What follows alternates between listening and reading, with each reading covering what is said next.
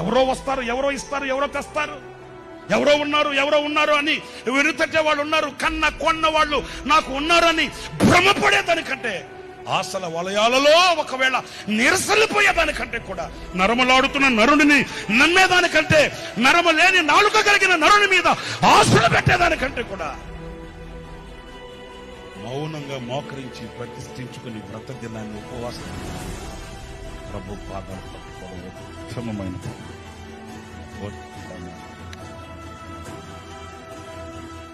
యెహోషాపాతు అదే చేశారు. ఏ ప్రక్క రాజులు ఉన్నారు కదా, వాళ్ళ హెల్ప్ అడగచ్చు కదా, ఇటువైపు రాజులు ఉన్నారు కదా, వాళ్ళ సహాయ సహకారాలు కోరుకోవచ్చు కదా. మరి అతన్ని ప్రేమించే వాళ్ళు, స్నేహించే వాళ్ళు, భుజాల మీద చేతులేసే వాళ్ళు ఉన్నారు కదా, వాళ్ళని పిలిపించవచ్చు కదా.